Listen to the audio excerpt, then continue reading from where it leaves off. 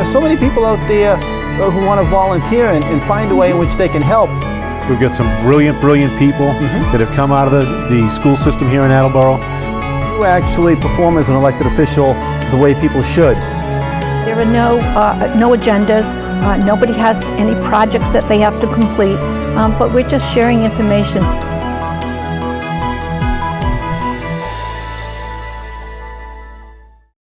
Good evening and welcome to People It's Good to Know. I'm your host, John Davis. And this evening, we have another one of the candidates for municipal election. Tonight, we're fortunate to have with us Brian Amaral, who is a brand new candidate for the at-large school committee race. Brian, thank you so much for being here with us this evening. Thank you for having me. I'm sure there's a lot of people who have seen your name out there on the signs or read about you in the paper, but would like to put a face with the name and know a little bit about you. And as always, why don't you start with just telling us a little bit about your background? Okay, well, Brian, born in Attleboro, lived in Attleboro my entire life.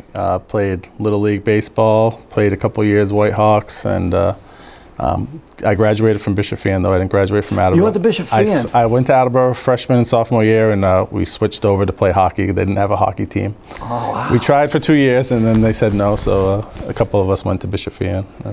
Now, that's some interesting information you wouldn't necessarily know. Yep. And so I'm attached to the class of '95 for Attleboro and Bishop Fan because, Wow, that's pretty good. Now, you're also a local businessman in the community. Yeah, we just started a Parallel Path Studio, business print shop downtown. It's going to be almost our year anniversary down there, and my full-time job is a production manager at a jewelry company. And growing up in Attleboro, I've been in jewelry since I was about 16 years old. Every company around here You worked here? I started at, and I've probably done a couple years at every jewelry company that's not here or here, still here. So yeah, unfortunately, so many of them aren't still here. But now, you've gotten to the point where you have three children? 3 children, yeah. And you've decided that you're interested in getting actively involved in the school committee. Yep. Do you want to tell everyone a little bit about how you came to that decision and what it was? Yeah, well, I've been looking to get more involved. I'm on the Traffic Study Commission, and I was looking to be part of a few more of those, and the path was led divinely for me on this one. I have my youngest is autistic and special needs in the Insights program at Thatcher, and there was a lot of issues that we were kind of seeing, and public and non-public issues that were happening, and instead of kind of being the one to sit there and complain on Facebook like 99% of everybody else, I figured I would get involved and at least try to get my voice heard. And I never thought I would be running for anything, but it kind of just happened, and we'll see how that goes. I think it's fantastic that, like you said, rather than just complain about the problem, you actually want to be part of reaching some kind of solution. Yes. And you've, like most of us, you've come to realize that not only is education in general greatly underfunded, but the challenges with special education are even greater, but less publicized. Yes. Yeah. So. You've been campaigning now for several weeks. And what kind of interesting things have you heard from people? I think the biggest issue is kind of the communication from the schools, like we've talked about before, where having a special needs kid or a kid with an IEP or something is not the easiest thing. It affects your whole entire life, and you hope that the school would be your ally. In most part, some people just don't have that same thing where the school's kind of working against them, maybe not on purpose, but. Right. It's just the way that it's happening right now. Yeah, and I think most people would probably say definitely not on purpose, but lack of communication really does create challenges. Oh, of course, for the parents and I think also for a lot of the teachers, and it's just like city government in general. City government in general, it only runs as smoothly as the communication goes. Yeah. And one of the things I've found about you is that you may not be. You might not like public speaking. You may not be the most outgoing, flamboyant kind of guy, but you are a good communicator. You're able to express to people in a few words, what you really are trying to convey, and I think that's a good skill.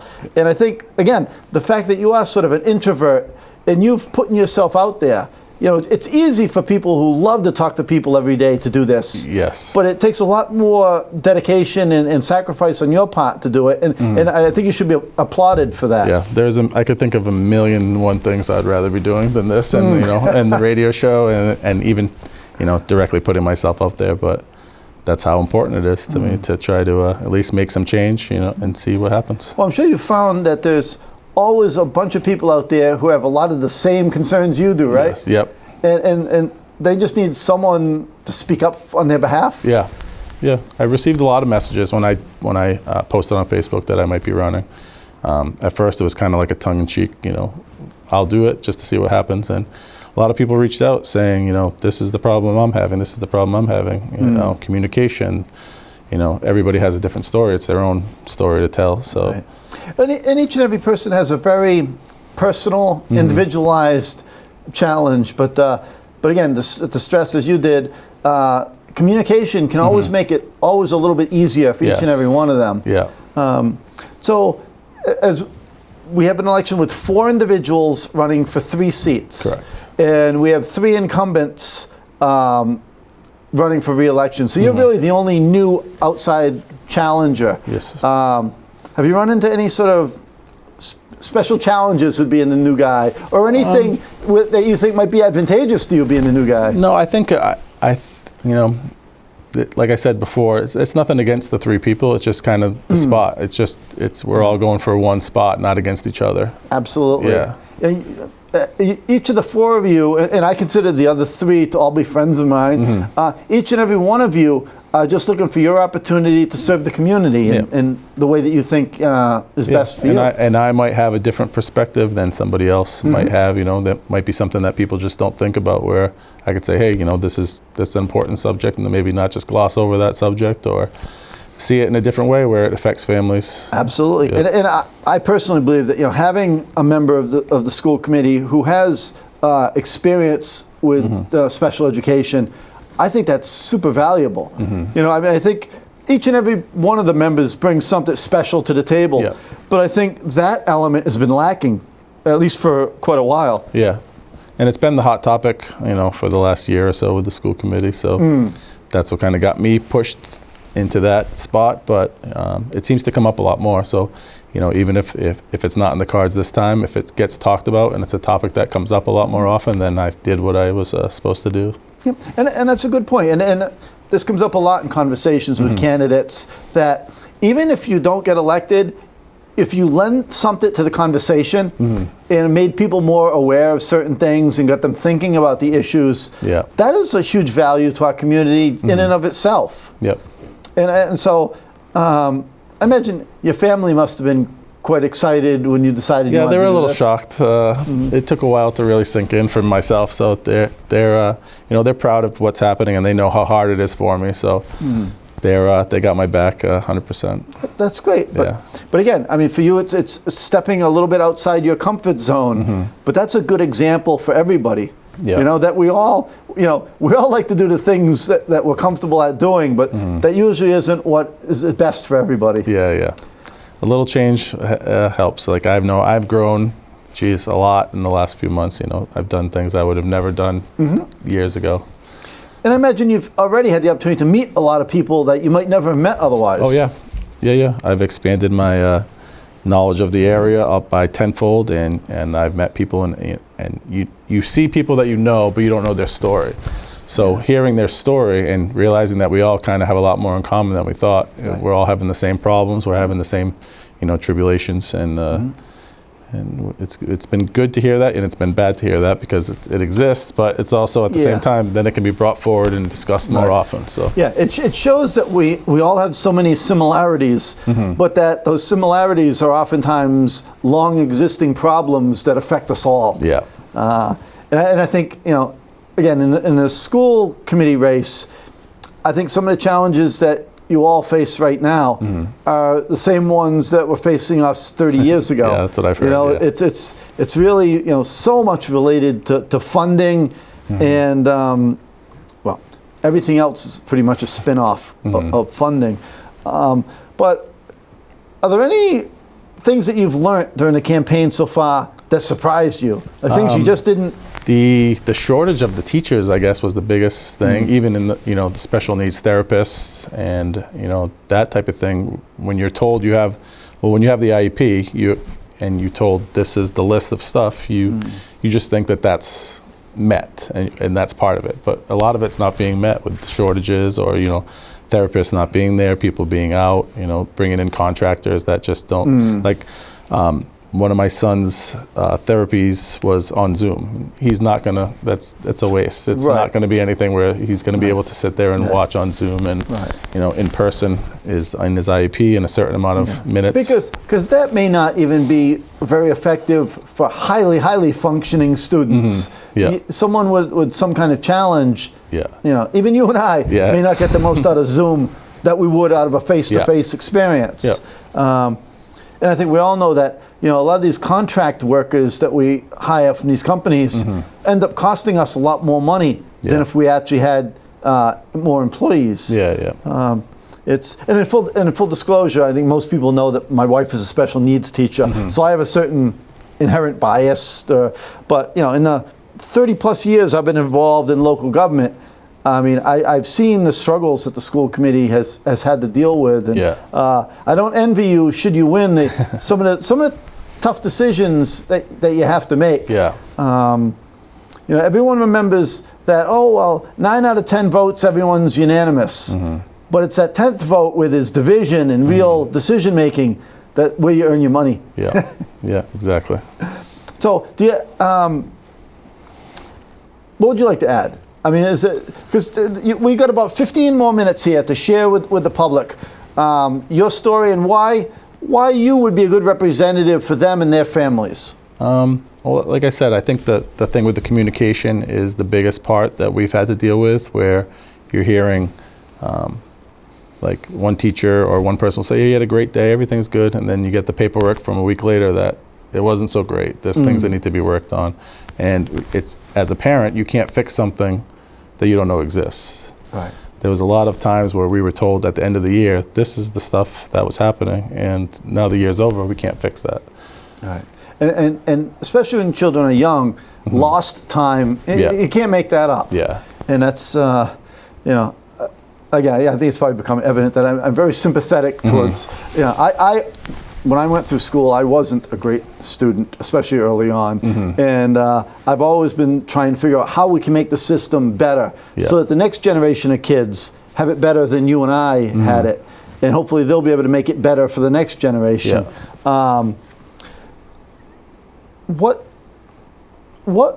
do you think someone like your son needs most that they're not getting? So you have some specific... I think for him, he is in the middle. Like academically, say he's above his grade. Socially, he's 3 years behind. So he's in a new class this year where he's kind of in like a regular second grade class where academically he can keep up. But then when there's like a lunch or like a free period or time, he can't just sit there and be a regular kid. He's running, he's jumping on the tables. And then when he gets like in the lunchroom where it's too much commotion, he's covering his ears and he's like having a complete meltdown. And then, so he's kind of like in the in-between class. So that's something we're meeting with the school in a couple days about try to see where he fits in until he doesn't fit so much into that program, he doesn't fit into that program. So he's kind of like in the middle, and I think half day each way. There are probably a lot of kids who are like that. They have some real strengths, but then they have some challenge. And trying to figure out how to balance that and put enough of those similar kids together to make a classroom of similar kids. I mean, I don't envy the challenges that the school administration has had to deal with. My experience dealing with the administration and all the staff has been really good. I think with what they have to work with, they do a fantastic job. I just think we all need to figure out how to be able to provide them more to work with. Exactly. And like all the teachers, they all love them, and they're great. There's nothing. Nobody's working against us on purpose. It's just kind of accidental, or like I said, lack of communication where we're hearing 3 different things, and you just want to get to the point of where it's an open communication. You both work together to try to get what's best for your kid. So you were saying up to now, you've also been a member of the Traffic Study Commission, which that's quite an interesting role. I know you've only done that for a few months, but how have you liked that so far? It's good. It's a lot of, I realize I don't know the roads, the names of the roads, unless I have my Waze in front of me. That's one of the things, like you're a townie like me, and you think you know everything until you run for office. Until you know a name of a road. Then you realize our community is so much bigger and broader than people would ever realize. You know, it really. Yes, very true.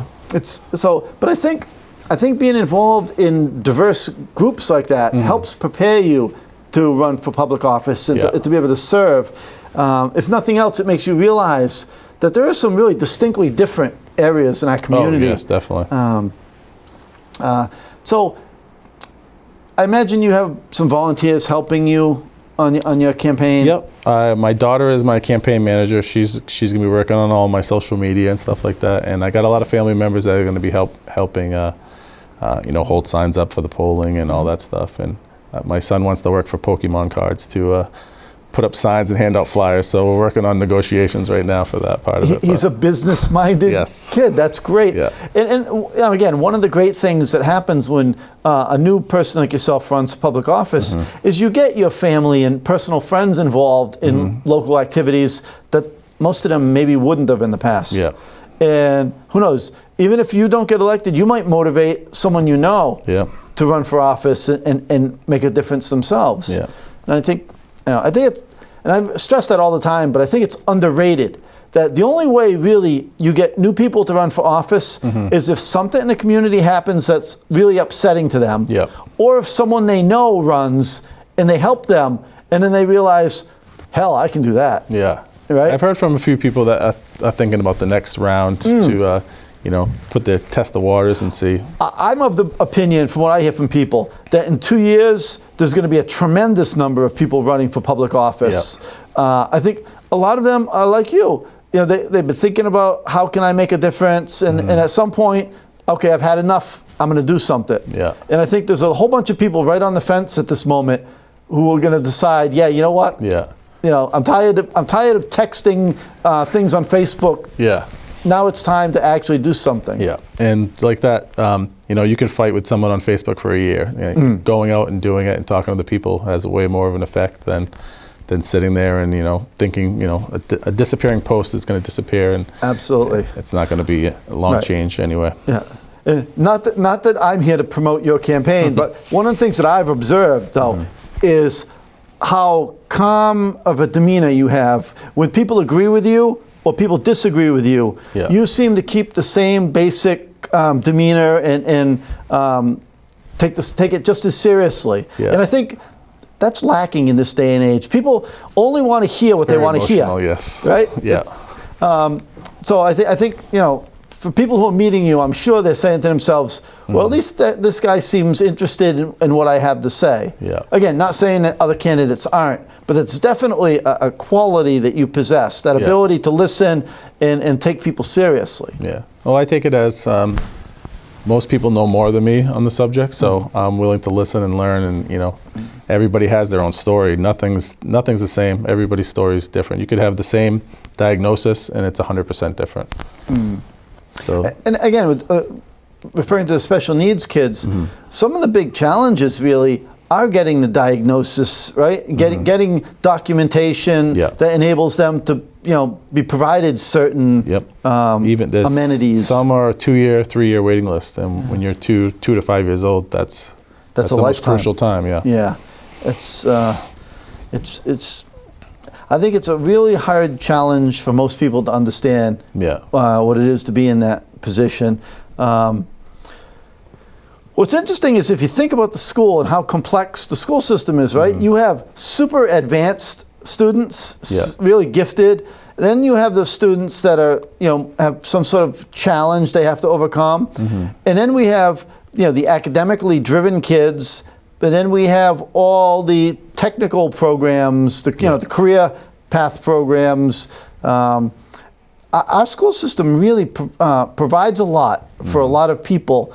And I think it makes for an interesting challenge for people like yourself who have to oversee all that. Yeah.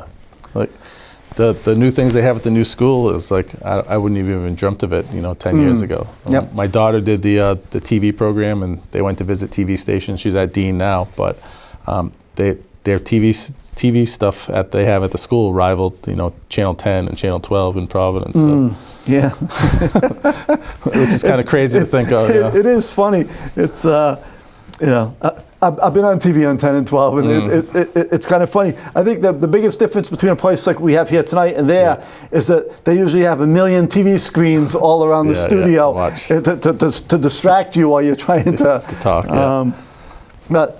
So what other interesting things would you like to share with people? Because I think new candidates have so much that people don't know about them, but it's very hard to convey it to the public in just a few minutes. Well, like I've lived here my whole life. I've worked, I've worked in pretty much the jewelry business the whole time. The T-shirt stuff was kind of like a side project, and I actually met my partner.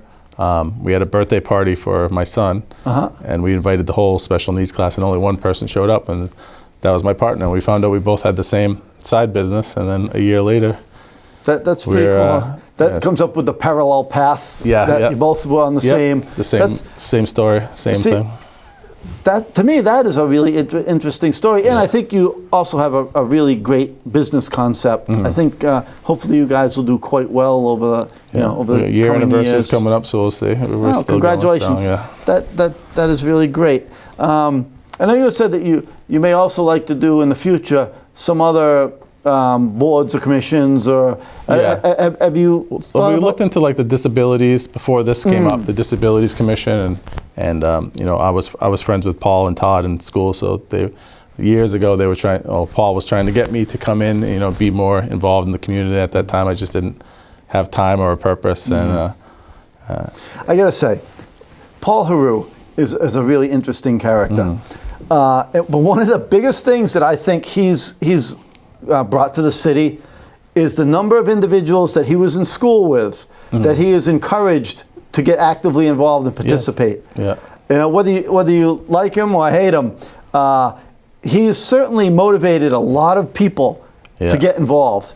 And to me, that's a tremendous gift to the community. So we've got a few minutes left here. All right.